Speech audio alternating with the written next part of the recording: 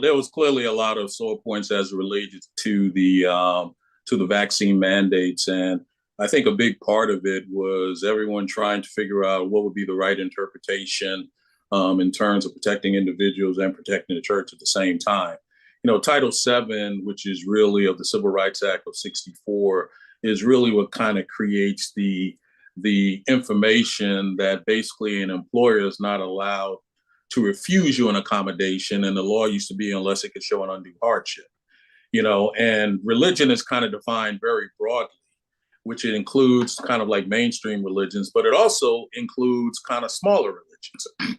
And one of the ironies of being Seventh-day Adventists is, you know, we have about 1.2 million Adventists in the North American division, and probably about a million Adventists in the United States.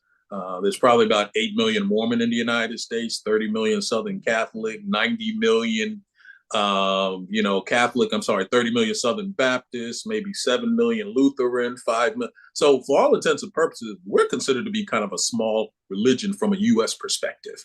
And I think one of the things that we wanted to focus on is the way the law is crafted is the moment you kind of let somebody know that there's an issue with their quote unquote accommodation, that the employer now has the onus of trying to accommodate you. And the accommodation should take place whether you're part of a big religious group, small religious group, unrecognized religious group. So people who are trying to have you to justify your religion in order to protect you from a Title VII perspective, from our opinion, that wasn't how the law is crafted. And the idea of trying to come in and justify what your religion is exactly the opposite of what we want to be doing.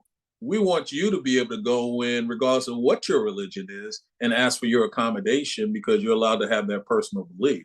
I think one of the struggles came when we had people who are used to getting letters regarding Sabbath accommodation. And I think we can all agree that, you know, the Sabbath is a primary doctrine of the Seventh-day Adventist Church. And I guess our concern is that if we put out something on the letterhead of the Seventh-day Adventist Church that really, what I would call memorialize an individual's personal belief, that there could be a possibility that people would look at that and also think that that personal belief is the belief of the church. You know, I'll give you a perfect example. If I were to poll everyone here today and say exactly how do you keep the Sabbath, there may be some people who would say we don't cook on the Sabbath. And there might be other people who say we do cook on the Sabbath. There's some people may say we go out to dinner and eat at restaurants on the Sabbath.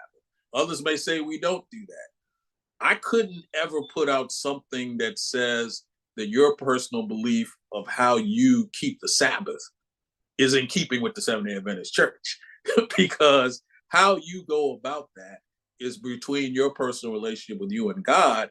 But nor would I want to put something out there where somebody would say, oh, Adventists are good at going to restaurants, or Adventists are good at doing this. I mean, we have people who are doctors that people would say, well, if you're a doctor, you are allowed to work on Sabbath because, as one person told me, your religion has a loophole.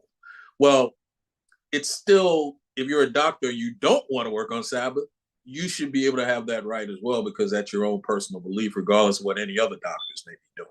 So that was kind of how we tried to put this in place, and how we moved forward was kind of based on a decision by senior leadership in consultation with other groups. And we just decided that we thought that might be the easiest way to kind of move forward and not spend a lot of our time on ringing the bell. Like a good example is when I think it was the president of American Airlines was online, and somebody asked him, well, do you know of any religions that are against vaccinations? And he was like, yeah, I think the Seventh-day Adventist Church is. And then, you know, now you got to spend all this time saying, whoa, time out. That's not exactly true. And so trying to figure out how to hopefully be protective, not spend a lot of time trying to unring the bell, but in the same breath, making sure that you're assisting people to kind of protect their individual rights, but not document that everyone's individual rights is quote unquote a doctrine of the church. And I think that was the balance that we were trying to do. But, you know, but we clearly understand when you're in the midst of tough situations and people are asking you to do things you don't want, I get, you know, that it's going to be upset. And I have my own personal beliefs on whether I want to be vaccinated or not. And I think everybody should make their own call. And I think even from our standpoint, we were like, yeah, well, there are people who think you should, there are people who think that you shouldn't. But I think it was one of our last sentences in our document. It's like, but at the end of the day, it's your call.